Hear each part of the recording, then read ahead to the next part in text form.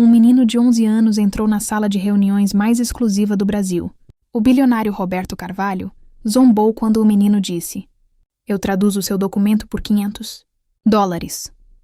O que saiu dos lábios dele em seguida congelou o riso na garganta do homem que acreditava poder comprar qualquer verdade. Roberto Carvalho ajustou seu relógio Richard Mille de meio milhão de dólares com o mesmo tédio de quem ajeita uma gravata.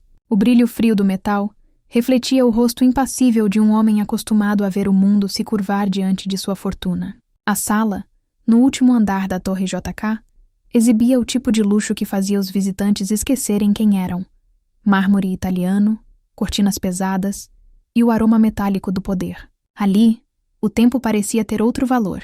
Cada minuto custava mais do que uma vida inteira de esforço comum. À sua frente, em pé, estava Ana Oliveira, a faxineira da empresa. Ela havia sido convocada às pressas, sem entender o motivo. O cabelo preso às pressas, as mãos ainda marcadas pelo sabão, o uniforme simples destoando do brilho do ambiente. Ao lado dela, o filho, Lucas, observava tudo em silêncio, com um olhar que não combinava com a idade. Roberto cruzou as pernas. Deixou escapar um sorriso de escárnio e disse: "A senhora sabe o que significa este texto?" Levantou uma folha antiga, amarelada, coberta por símbolos em mandarim clássico. Nem os peritos mais caros conseguiram decifrar. Achei que talvez sua sabedoria popular pudesse ajudar. Ana abaixou a cabeça, sentindo o sangue latejar nas têmporas. Ela não compreendia as palavras, mas entendia o tom. O deboche de quem não precisa ferir com gritos, apenas com a certeza de que é intocável. Lucas, porém, não desviou o olhar. "Posso tentar?", disse ele. Roberto arqueou as sobrancelhas, incrédulo. "Você?", ele riu, inclinando-se para a frente. "Quantos anos você tem, garoto?" 11. Roberto repetiu, degustando o número como quem saboreia uma ofensa. "E acha que pode entender algo que nem os maiores linguistas do país conseguiram?" Lucas respirou fundo. "Se eu conseguir, o senhor me paga $500. A sala pareceu silenciar. O som distante da avenida desapareceu. Por um instante, até o ar parou entre eles. Roberto encostou-se na cadeira, cruzou os braços e sorriu com desprezo. $500? Disse, enfatizando cada sílaba. "Você tem ideia do que isso representa?" "Tenho", respondeu Lucas calmamente. "É o preço da sua dúvida." O riso de Roberto ecoou pelas paredes de vidro. Um riso arrogante, quase teatral. Ele olhou para os assistentes, que se entreolharam sem saber se deviam rir também. "Está bem, pequeno gênio. Vamos ver se consegue algo que nem os doutores da USP e de Harvard conseguiram." Mas o que o menino disse em seguida, a primeira frase que traduziu, transformou o som do riso em silêncio. O documento, que para todos era apenas um enigma sem valor, começava com uma advertência antiga, algo que soava como uma maldição filosófica. Aquele que busca o poder sem propósito perderá o nome e a alma no reflexo do ouro. As palavras, ditas com uma serenidade impossível para um garoto, caíram sobre a mesa como um espelho quebrado. Roberto parou de rir. O silêncio se instalou entre os três, pesado como chumbo. Ana o olhava com um misto de medo e espanto. O bilionário, acostumado a humilhar, a dominar, a ditar as regras, agora sentia uma sensação nova e desconfortável: vulnerabilidade. O relógio em seu pulso continuava marcando o tempo, mas o tempo parecia ter mudado de dono. Lucas olhava para ele tranquilo, como quem não precisava provar nada. O menino não tinha gravata, não tinha diploma, nem o brilho das conquistas materiais. Tinha apenas uma certeza: o conhecimento que ele carregava não podia ser comprado. E naquele instante, em meio ao luxo e à arrogância, o mundo começou a se inverter.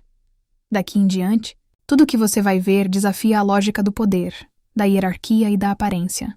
A história que começou nessa sala de reuniões vai atravessar fronteiras e colocar um bilionário de joelhos diante de algo que o dinheiro jamais alcança: a dignidade e a mente de uma criança. Agora me diga, de qual país você está nos assistindo?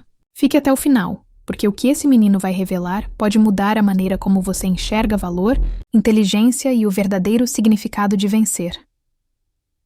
O relógio de $500 milhão no pulso de Roberto Carvalho marcava cada segundo como uma sentença. Aquele tic-tac metálico parecia zombar da presença de Ana e Lucas, um lembrete cruel de quem realmente controlava o tempo ali dentro. O bilionário recostou-se na cadeira de couro, cruzou as mãos e observou o menino com o mesmo olhar que teria diante de uma formiga tentando mover uma pedra. Muito bonito o seu discurso. Garoto, disse ele com voz aveludada carregada de veneno. Mas isso aqui não é um joguinho escolar. É ciência, é história, é poder. Bateu levemente na folha com os símbolos indecifráveis.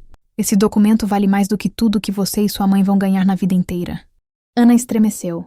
Cada palavra de Roberto era uma lâmina. Ela olhou para o filho, tentando sinalizar que ficasse quieto, que não provocasse o homem que podia destruir o pouco que eles tinham. Mas Lucas, com o rosto sereno, manteve-se firme. Se vale tanto assim, respondeu o garoto. Por que o senhor ainda não o entende? O ar ficou denso. O sorriso de Roberto se desfez por um instante, mas logo voltou, agora mais frio. Insolente, murmurou ele, erguendo-se lentamente. Você sabe com quem está falando, menino? Com alguém que tem medo de ser superado. Lucas respondeu, sem levantar a voz. Os olhos de Ana se encheram de pavor. Lucas, por favor, ela sussurrou, tentando intervir. Mas Roberto já havia se aproximado. Parou diante do garoto, imponente, e o olhou de cima para baixo. Você acredita mesmo que é especial? Que é mais inteligente que doutores, tradutores e especialistas que ganham mais em um mês do que sua mãe em uma década? Perguntou com sarcasmo, cada palavra pronunciada lentamente, como se mastigasse a humilhação. Lucas apenas o encarou. Eu acredito que ninguém é dono do conhecimento, senhor. O bilionário soltou uma risada curta e sem humor.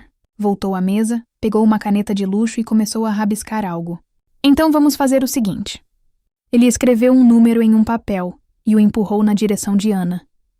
Este é o valor que eu gasto em um jantar. Se o seu filho falhar, vocês dois estão demitidos. E eu garanto que nunca mais encontrarão trabalho em São Paulo. Ana ficou pálida. Tentou argumentar, mas a voz não saía. Lucas, ao lado dela, manteve o mesmo semblante. E se eu conseguir? Perguntou o menino. Se conseguir, respondeu Roberto com desprezo. Eu pago seus preciosos $500. Ele enfatizou o número com deboche, rindo sozinho. Mas vamos ser sinceros, não vai conseguir. Esse texto passou por 10 peritos, todos com doutorado, e nenhum conseguiu traduzir uma linha sequer. Ana começou a chorar em silêncio. O coração dela batia descompassado, o medo e a vergonha misturando-se dentro do peito. Ela nunca quis que o filho se envolvesse com aquele homem. O salário de faxineira mal sustentava os dois, e qualquer erro poderia significar o fim. Mas Lucas não demonstrou medo. Pegou o documento com cuidado, como se manuseasse algo vivo. Passou os olhos pelas linhas em mandarim clássico e respirou fundo. O senhor não vê o óbvio, disse. Este texto não é apenas um código, é uma metáfora. Está estruturado como um tratado médico, mas fala sobre alquimia, sobre o equilíbrio entre matéria e espírito. Roberto o interrompeu com um gesto impaciente. Chega de poesia, garoto. Eu quero fatos, Lucas continuou, imperturbável. As marcas no canto indicam que foi escrito no período da dinastia Ming. E essa expressão aqui, apontou, significa cura pela essência, não cura pela química, como muitos tradutores modernos tentaram interpretar. O silêncio voltou à sala. Até os assistentes, acostumados às crises de ego do chefe, pareciam hipnotizados. Roberto franziu o senho. Como você sabe disso? Eu aprendo nas bibliotecas públicas, respondeu o menino. Enquanto minha mãe trabalha, eu fico lá. Estudo sozinho. A frase, dita com simplicidade, acertou o bilionário como um soco invisível. Por um breve segundo, ele se viu diante de algo que o dinheiro não podia comprar. Dedicação pura, sem vaidade. Mas o orgulho o impediu de demonstrar qualquer emoção. Então prove, disse ele, voltando a se sentar. Prove que você é mais do que um garoto com sonhos de grandeza. Lucas assentiu. Eu não tenho nada a provar, senhor. O senhor é que parece precisar disso! A resposta ecoou na sala como um trovão contido. Ana tapou o rosto com as mãos. Roberto ficou imóvel, os olhos fixos no menino, sem saber se ria, gritava ou mandava chamar a segurança. Aquele garoto havia tocado em algo que ele escondia há anos. O medo de ser pequeno, apesar de todo o poder. O relógio de $500.000 seguia marcando o tempo, impassível. Mas pela primeira vez, o dono dele sentiu que o tempo não estava mais a seu favor. E assim, entre insultos, medo e coragem, O primeiro confronto entre o homem mais poderoso da torre e o menino mais improvável do país começava a desmontar o império do ego, palavra por palavra, olhar por olhar. O som das palavras de Lucas ainda pairava no ar, denso e vibrante como um trovão contido. Roberto Carvalho, pela primeira vez em anos, não sabia o que dizer. O menino de 11 anos, franzino, de uniforme simples e olhar firme, havia desafiado sua autoridade sem elevar a voz. O bilionário respirou fundo, recostou-se na cadeira e deixou um sorriso amargo se formar lentamente. "Então é isso?" perguntou ele em tom de ironia. "O prodígio autodidata das bibliotecas públicas vai resolver o que 10 especialistas não conseguiram?" Lucas não respondeu. Estava com o olhar fixo no documento antigo, as mãos apoiadas sobre a mesa de vidro, como quem examina um mistério que pede respeito, não vaidade. Roberto girou o relógio Richard Mille de $500 mil em seu pulso, um gesto automático, ensaiado, que sempre o fazia lembrar do quanto havia vencido na vida. "Sabe o que eu vejo quando olho para você, garoto?" perguntou sem esperar resposta. "Vejo presunção, o tipo de arrogância que os pobres às vezes confundem com coragem." Ana Oliveira, em pé ao lado, tentava conter o tremor nas mãos. O medo lhe corroía o estômago, mas algo dentro dela, talvez o orgulho ferido de mãe, começava a se acender. Ela olhou para o filho e viu o mesmo olhar que o pai dele tinha antes de desaparecer da vida deles. O olhar de quem não aceita ser diminuído. "Senhor Roberto", ela disse, com voz trêmula. "Meu filho não quis ofender o senhor." Mas o bilionário levantou a mão interrompendo-a. "Ofender?" Ele riu baixo. "Não, dona Ana, o seu filho me diverte. Faz tempo que não vejo alguém tão certo de si." Virou-se para o garoto. "E você, pequeno tradutor? Ainda quer sustentar essa loucura?" Lucas o encarou com serenidade. "Quero." Roberto pousou os cotovelos sobre a mesa e entrelaçou os dedos. "Pois bem, vamos transformar sua ousadia em uma aposta." A sala pareceu prender a respiração. Um dos seguranças trocou um olhar rápido com o outro, como se pressentisse o início de um desastre. "Se você conseguir traduzir corretamente o conteúdo deste documento", disse Roberto, com o tom teatral de um juiz proferindo sentença, "eu pago os $500 que prometeu. Mas se falhar..." Ele fez uma pausa, saboreando a tensão. "Eu acabo com o futuro da sua mãe." Ana deu um passo à frente, desesperada. "Por favor, não envolva meu trabalho nisso." "Ele é só uma criança." "Uma criança que se ofereceu para jogar comigo", rebateu Roberto sem olhar para ela. "E quem entra no meu jogo, dona Ana, tem que saber as regras." O silêncio que se seguiu foi quase insuportável. Lucas respirou fundo e, com uma calma que não parecia pertencer a um menino da sua idade, disse: "Está certo." Ana se virou para o filho, os olhos marejados. "Lucas, não." Mas ele a interrompeu com um gesto suave. "Mãe, se eu não aceitar, ele vai continuar achando que a gente nasceu para abaixar a cabeça." Roberto soltou um riso de escárnio, mas algo em seu peito começou a incomodá-lo. A convicção do garoto não era petulante. Era serena, e essa serenidade o desarmava. Ele se levantou, pegou uma pasta de couro e retirou dela 3 relatórios encadernados. "Veja isso", disse, espalhando-os sobre a mesa. "São laudos de 3 peritos internacionais, um deles da Universidade de Pequim. Nenhum conseguiu traduzir uma única linha com coerência. O que faz você acreditar que vai conseguir?" Lucas se aproximou, folheou rapidamente os relatórios e disse: "Eles estavam tentando entender o texto como um manual.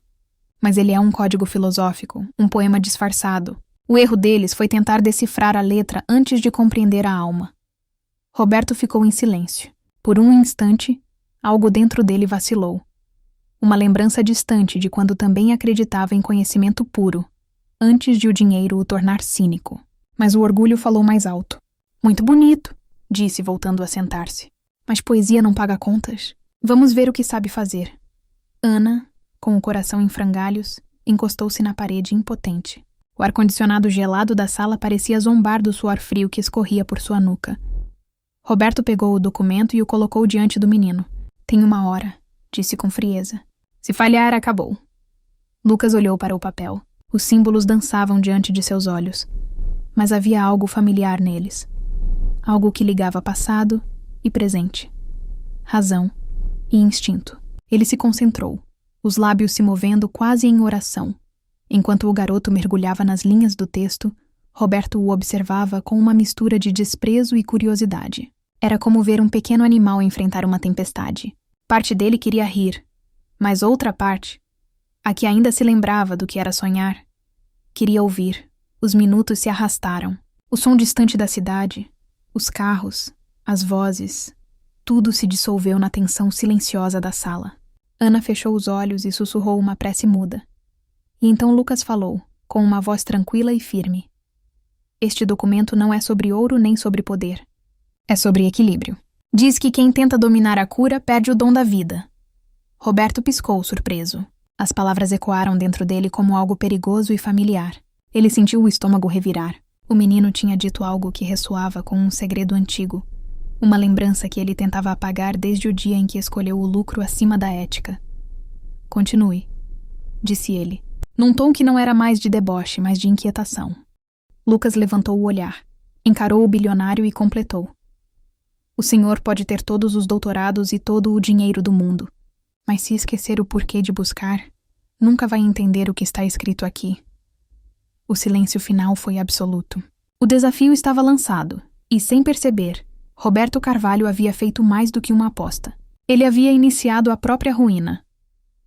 O relógio Richard Mille de $500 mil marcava 11h47, quando Roberto Carvalho percebeu que havia subestimado completamente o menino diante dele.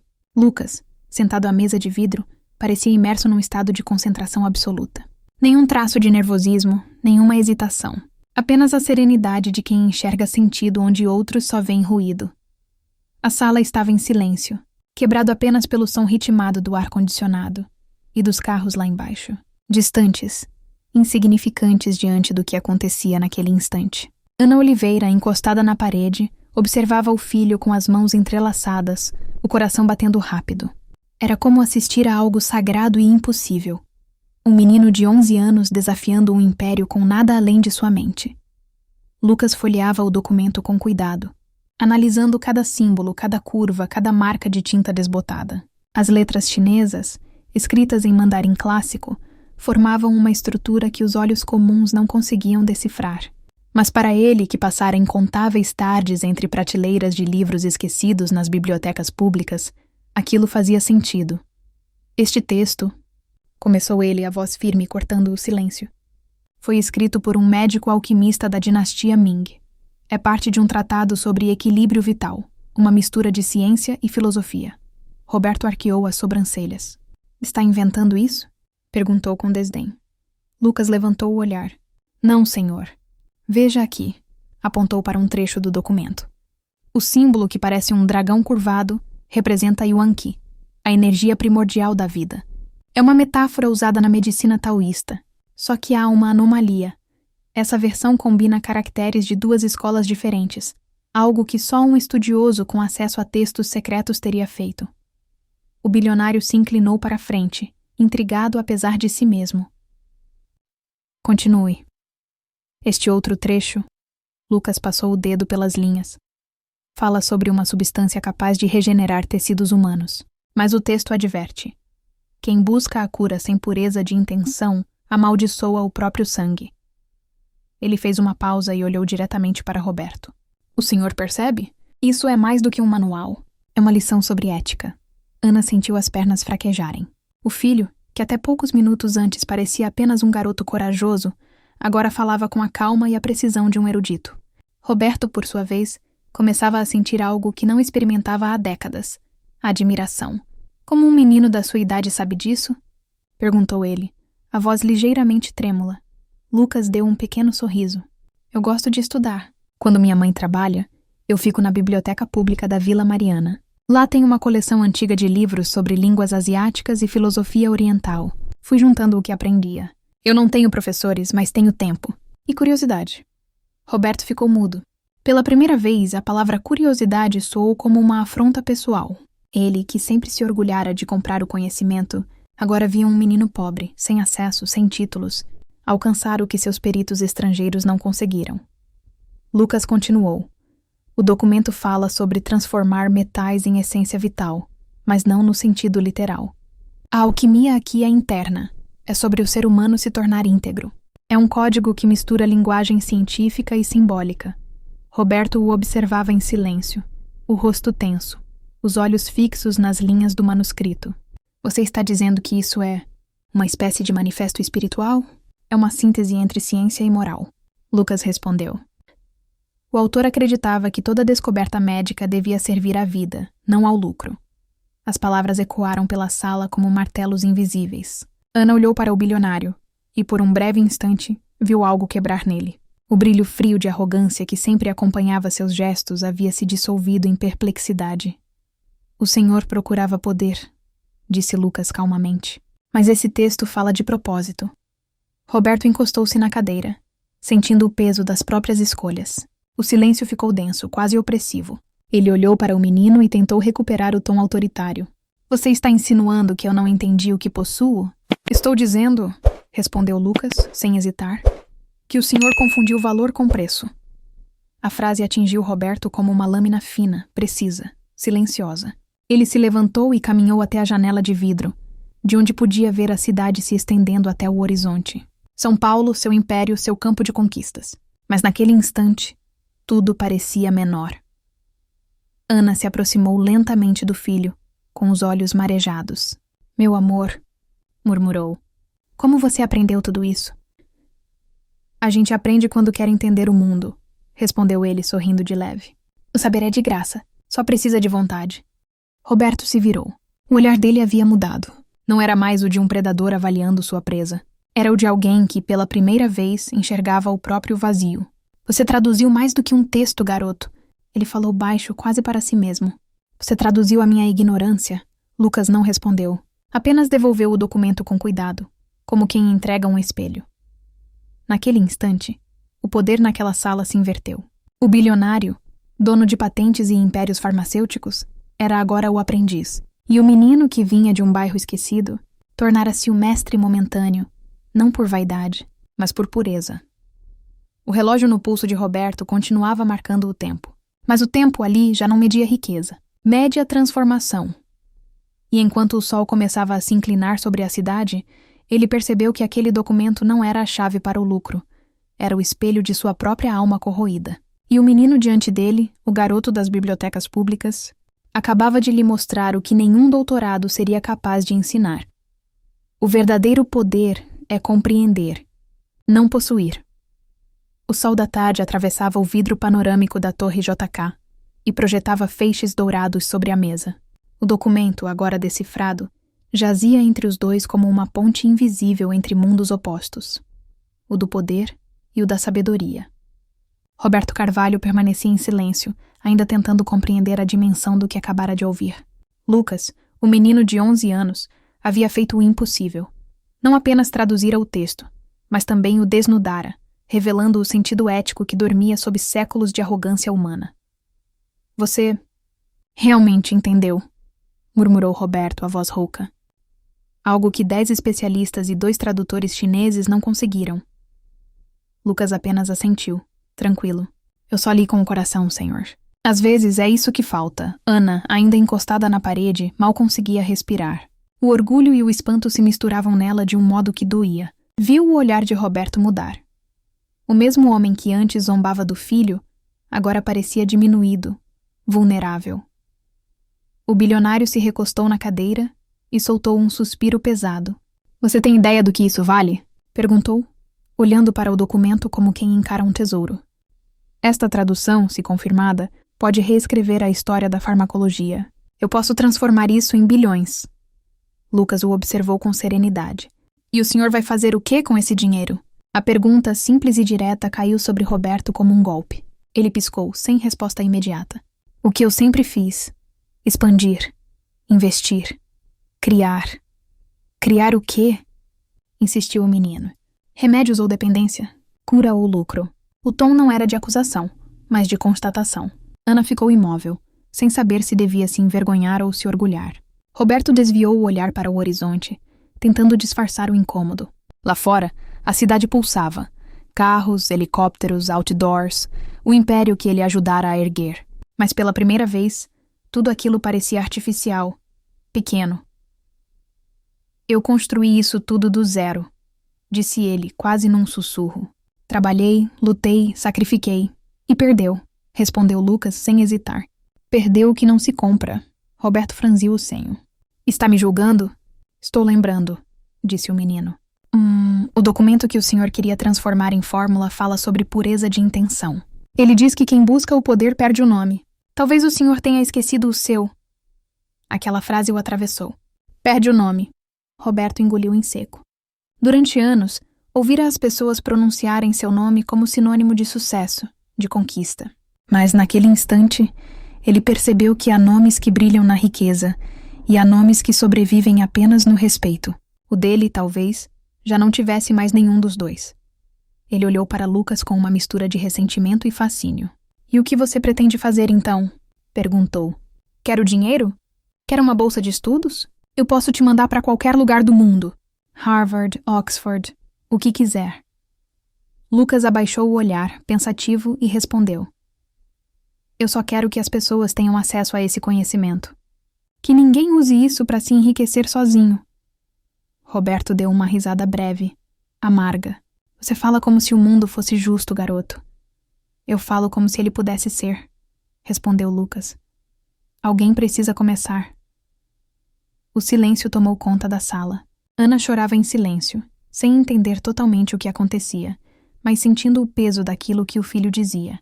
Roberto, por sua vez, estava dividido entre o orgulho ferido e uma sensação nova, inquietante, o desejo de ser diferente. Ele se levantou e caminhou até a janela. Lá fora, o reflexo do pôr do sol tingia o vidro de dourado, e por um momento ele viu a própria imagem misturada à da cidade. Um homem sozinho, cercado de prédios que pareciam castelos, mas sem alma dentro deles. Sabe, Lucas, disse sem se virar, quando eu tinha a sua idade, eu também queria mudar o mundo.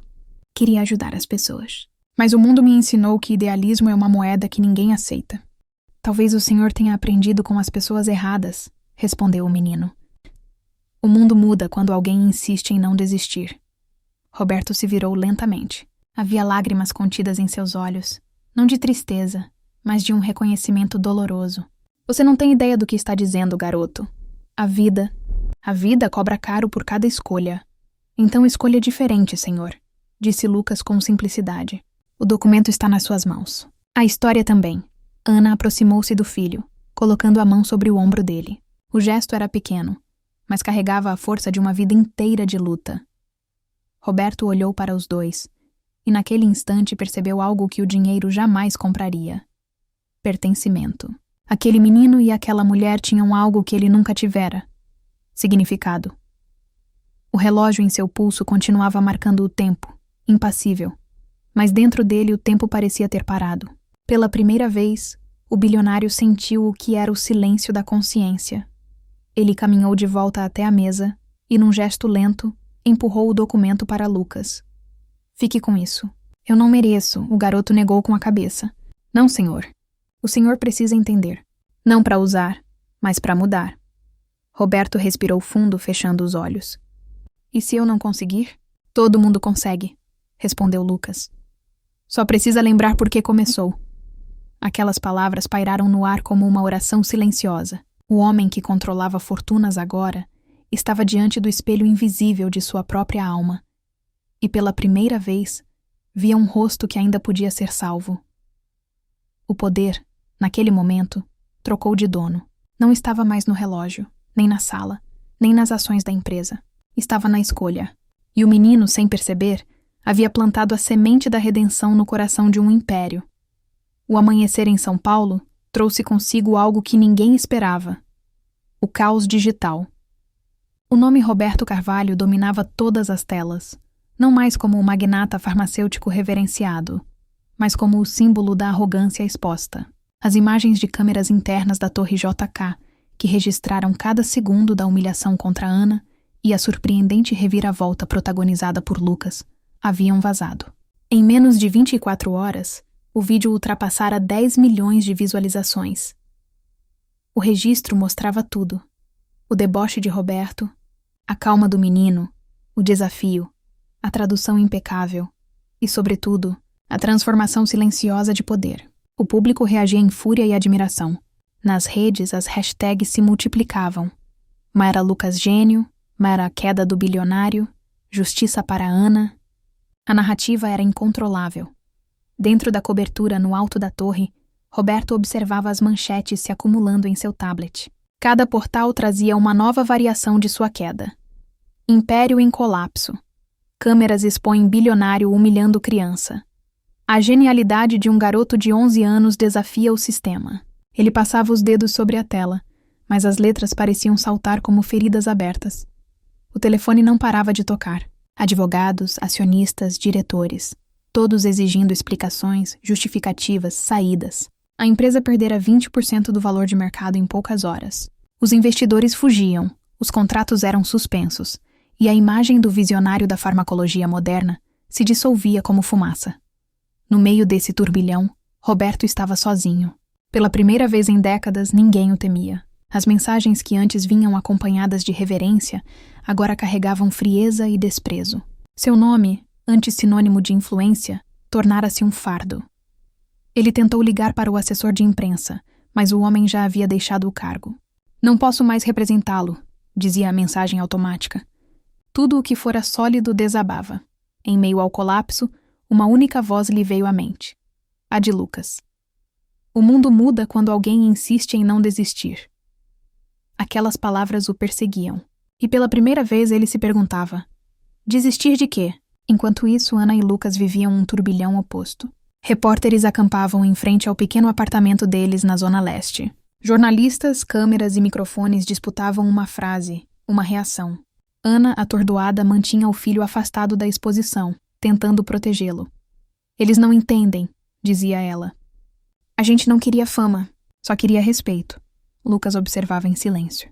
Não parecia deslumbrado. Sabia que a internet transforma heróis em alvos com a mesma velocidade. Ainda assim, havia algo diferente nele. Uma serenidade madura demais para sua idade. Enquanto a cidade ardia em comentários e opiniões, Roberto tomou uma decisão inesperada. Vestiu um simples terno cinza, guardou o relógio Richard Mille na gaveta e desceu até a rua pela primeira vez sem seguranças. Caminhou sozinho entre olhares de desprezo e câmeras de celulares apontadas em sua direção. Os funcionários o observavam como se vissem um fantasma. Na portaria, o segurança desviou o olhar, envergonhado. "Senhor Carvalho", murmurou. "A diretoria está esperando o senhor." "Eles não precisam", respondeu ele. "Eu já sei o que devo fazer." No topo da torre, diante da mesa que simbolizara o centro de seu império, Roberto encarou o reflexo no vidro e pronunciou, com voz firme: "Eu renuncio." Assinou o documento. Entregou-o ao conselho e saiu sem olhar para trás. Do lado de fora, um mar de repórteres aguardava. Os flashes o cegavam, mas desta vez ele não desviou. "Senhor Carvalho, é verdade que o senhor perdeu o controle da empresa?" gritou uma repórter. "Sim", respondeu ele pausadamente. "E talvez eu tenha perdido o controle da minha humanidade muito antes disso." O silêncio que se seguiu foi absoluto. Nenhum assessor, nenhum advogado, apenas ele, um homem despido de títulos e máscaras. Mais tarde, Roberto pegou um táxi comum e pediu para ser levado até o bairro onde Ana morava. O motorista o reconheceu, mas não disse nada. No caminho, o bilionário olhou pela janela e viu a cidade como se fosse a primeira vez. Os grafites, os ambulantes, as crianças correndo nas ruas. Tudo que ele ignorara durante anos agora o alcançava com brutal clareza. Ao chegar, subiu as escadas humildes e bateu à porta. Ana abriu, surpresa, hesitante. "Ah, o senhor aqui?" perguntou com a voz trêmula. Roberto abaixou a cabeça. Eu precisava ver o Lucas. Preciso aprender com ele. Lucas surgiu atrás da mãe, descalço, com um livro nas mãos. "O senhor não devia estar nas notícias?" perguntou com inocência contida. "Estou nelas." "E é por isso que vim", respondeu Roberto. "Porque não quero ser apenas um nome em mais um escândalo. Eu quero entender o que é ter propósito." Ana o observou com desconfiança, mas algo na expressão dele havia mudado. Não havia soberba, apenas cansaço e sinceridade. "O senhor perdeu tudo?" perguntou ela. "Tudo que não importava", disse ele. "Talvez agora eu possa começar do zero." Lucas se aproximou devagar. Olhou nos olhos do homem e disse: "O senhor ainda tem tempo." Aquela frase, dita com uma simplicidade quase divina, fez o bilionário estremecer. Pela primeira vez, ele se sentiu pequeno de um modo bonito, não inferior, mas humano. Naquela noite, enquanto o vídeo continuava viralizando e o mundo discutia a derrocada do magnata, um novo tipo de história nascia, silenciosa, numa sala modesta da periferia. Um homem quebrado pedia ajuda a um menino para reaprender a ser gente e, pela primeira vez em muito tempo, ele ouvia, não para responder, mas para compreender. 7 meses se passaram desde o dia em que o vídeo explodiu na internet. São Paulo já seguia outro ritmo, e o nome Roberto Carvalho, antes motivo de escândalo, havia se transformado em sinônimo de reconstrução. Não havia mais terno caro, nem carros importados. Agora ele vestia roupas simples, pegava metrô e, para surpresa de muitos, dava palestras gratuitas em escolas públicas. Na fachada de um antigo prédio reformado na Muca, lia-se uma placa reluzente: Instituto Horizonte, Educação para Todos. O projeto nascera da mente inquieta de Lucas, agora com 12 anos, e da consciência arrependida de Roberto. Ali, jovens de comunidades carentes aprendiam línguas, ciências, robótica e, principalmente, a acreditar que o conhecimento é um direito, não um privilégio. Ana trabalhava na cozinha do instituto, mas com um crachá novo no peito, coordenadora de acolhimento. O mesmo olhar cansado de antes agora era um olhar de orgulho. Todos a chamavam de Dona Ana, e ela passava pelos corredores lembrando os alunos de comerem direitinho antes da aula. O primeiro dia de inauguração foi uma loucura. Câmeras, repórteres e curiosos enchiam o local. Roberto subiu ao pequeno palco improvisado, segurando um microfone simples, sem brilho nem pompa. Há alguns meses, eu era o homem mais temido desta cidade, começou ele. Hoje sou apenas um aluno de um menino de 12 anos e de uma mulher que nunca deixou de acreditar no bem. As pessoas riram, emocionadas. A humildade no tom dele parecia impossível de ser fingida. Lucas, sentado na primeira fila, balançava as pernas ansioso. Quando o chamaram ao palco, o público aplaudiu de pé.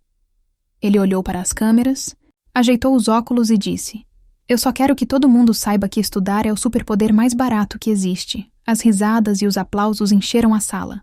Roberto gargalhou, pela primeira vez de verdade, sem sarcasmo. E é por isso que agora ele é o chefe. Brincou. Eu só obedeço. Nos meses seguintes, o Instituto Horizonte virou um fenômeno. O vídeo da reinauguração viralizou tanto quanto o primeiro. Mas agora, em vez de vergonha, espalhava esperança. Jovens enviavam mensagens de todo o Brasil querendo participar. Professores se voluntariavam. Empresas faziam doações.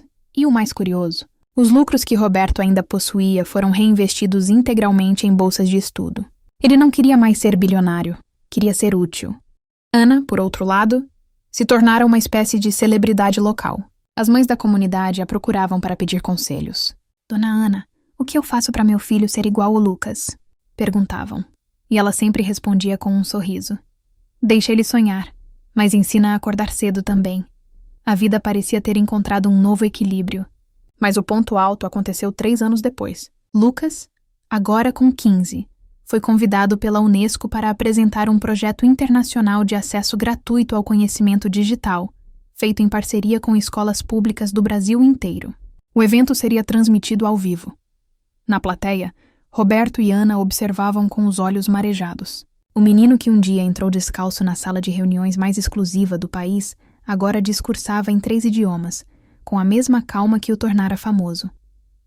O conhecimento não tem dono, disse ele com voz firme. Ah, e se um garoto como eu pôde aprender sozinho em bibliotecas públicas, então o mundo inteiro pode. Só precisamos abrir as portas certas. A plateia levantou-se num aplauso demorado. Roberto, emocionado, não conteve as lágrimas. Esse menino é o futuro, murmurou. Ana o cutucou com humor. E pensar que o senhor quase perdeu a chance de conhecer ele. Roberto sorriu. Não me lembra, dona Ana. Ainda acordo suando quando lembro daquela reunião. Ela riu alto. Pois é, o homem que tinha tudo perdeu para um menino com um dicionário.